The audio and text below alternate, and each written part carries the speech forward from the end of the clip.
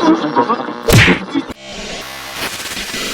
going on, guys? I hope you are having a great day out there today. Guys, today we're going to go over what I'm going to say is the top 5 new mistakes when people tend to get into RC, and I see it a lot of times, and I'm going to just kind of throw this video out there, so if you're new and just getting into it, you can hopefully avoid these mistakes, because I think a lot of times too many people go a little too hard, a little too fast, and get themselves into trouble and a lot of disappointment. I'll explain here in a second.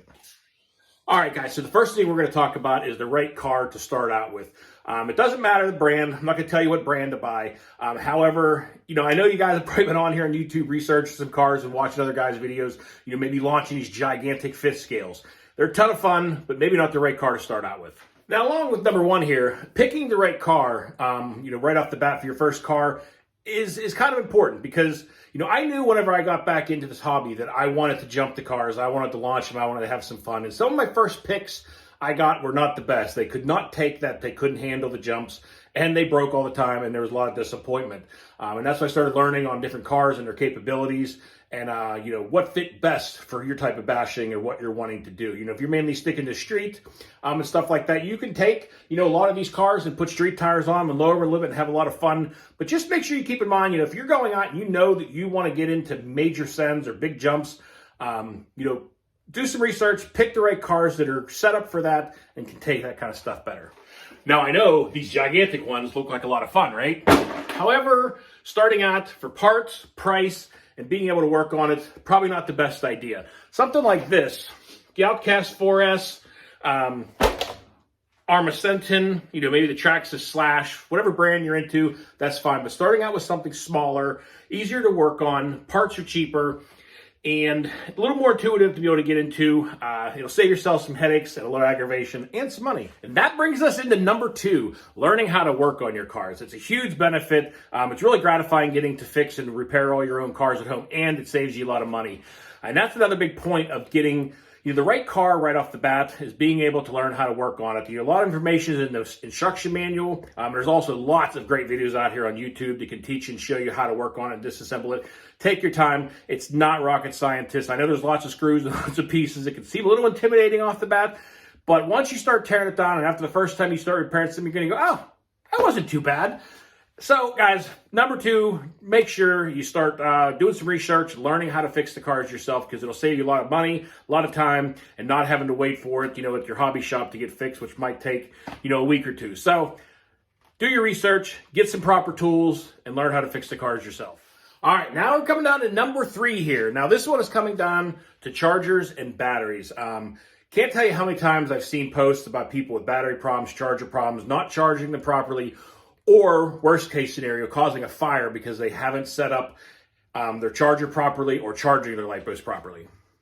All right, so number 3 here, I can't stress this one enough. Out of anything you do with your RC car, make sure you go through your manual on your charger, learn how to set this thing up properly for all your LiPos. Doesn't matter what brand, what kind of LiPo you're setting it up for.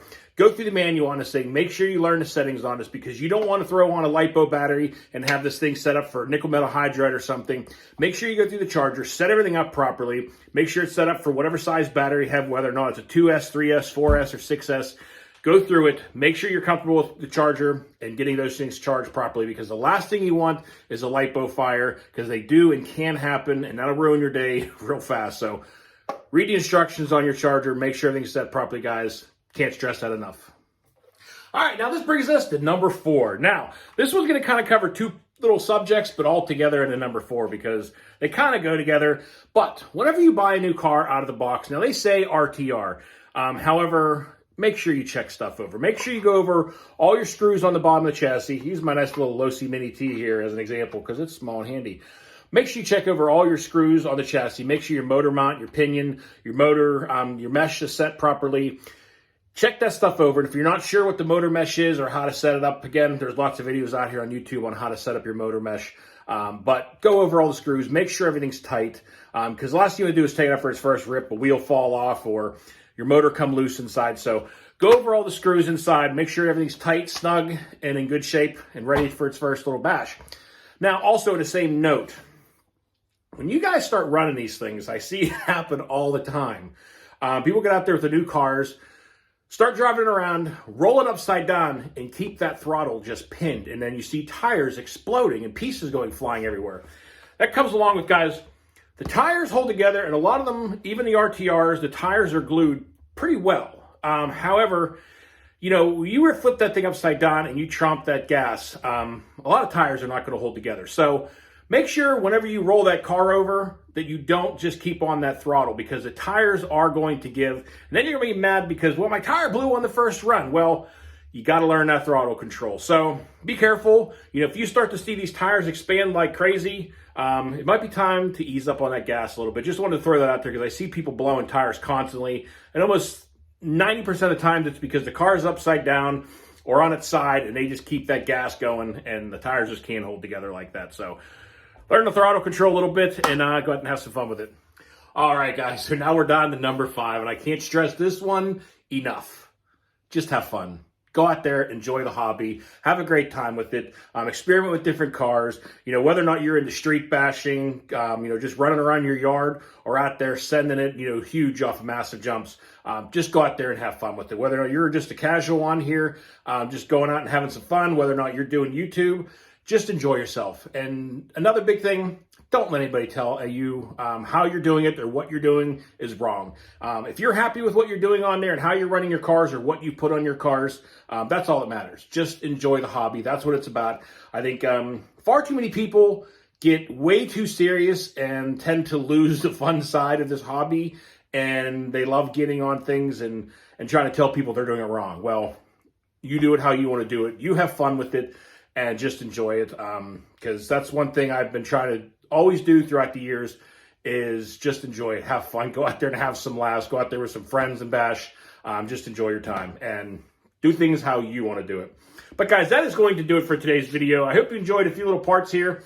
There's lots of other stuff we could cover, I know, but I didn't want to turn this into a super long video. I know there's been some other kind of videos similar to this done, but I just kind of want to give my little input on some of the biggest things I learned, you know, right off the rip whenever I got back into this hobby a number of years ago. And some of the mistakes I made right off the bat. So I want to throw out a few of them out there. If you guys got any questions, you know, you're always feel free to ask in the comments, and I always answer everything back. So if you got another question, or, you know, if anything about how to set something up or anything along those lines, feel free to drop a comment down below and I'll try to answer you. But I hope you enjoyed the video, everybody. So until next time, you all be safe, be careful out there. Peace out, everybody.